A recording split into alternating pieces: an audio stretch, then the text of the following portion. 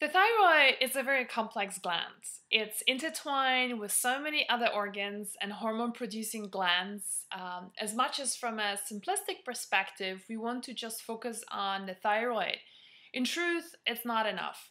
And I've learned it the hard way. After many years of trying different things, I'm finally putting the pieces together and calling it the thyroid diet.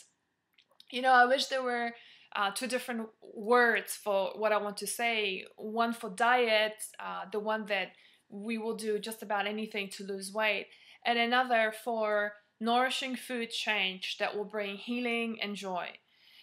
Oh well, but you know what I'm citing by the word diet. It's a protocol, a way of being, living, and eating that will free you from some of the fatigue, depression, anxiety, weight yo-yos, infertility that you've been plagued for such a long time.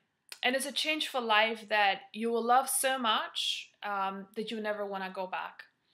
If you're watching this video, it's probably because you have tried a thing or two with some little results and you are therefore hoping to hear more. Before I go on, it's key to know, and this is something that most people don't realize because doctors don't really have the time to explain this, that 90% of hypo and hypothyroidism results from an autoimmune disorder. It means that our immune system started attacking the thyroid. Since the immune system resides in the gut, which is our intestine, a lot of what I'm going to talk about is going to be about rebuilding the digestive system. To explain the thyroid diet, let me talk to you about three pillars. I developed these while asking myself these three critical questions. Pillar number one, what do we need to remove from the current diet and lifestyle that is sabotaging your immune system and your thyroid? The pillar number two is about what do you need to add to your life and to boost the immune system, detox the body, and help the thyroid. Pillar three is how do we balance it all out so you don't feel deprived and overwhelmed and really liking your new life. So here we go. Let's talk about pillar number one, removing. The first thing to remove are sugar fluctuations. This means sugar cravings, carb cravings, hypoglycemia, insulin resistance, and normalizing these first is really key. Without fixing your sugar issues, your thyroid will never improve. Cutting out sugars cold turkey produces mixed results, and people often crash after a month or two, and then they go back to binging. So introducing the change with the right micronutrients is really critical. The second thing to remove are food intolerances.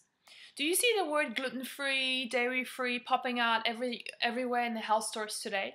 This is because many people get off the big fives, gluten, dairy, corn, eggs, soy, and experience significant changes. To find the culprits, I always start off with the elimination diet, and this produces very clear, unbiased results. You can also do a blood test, but they are far less accurate. Gluten is an infamous food when you have a thyroid condition, and eliminating it is key. However, oftentimes you would need to cut out more than just gluten in order to feel good. Let me talk about a third thing, fixing your digestive tract, aka gut. As mentioned earlier, most thyroid conditions are autoimmune diseases.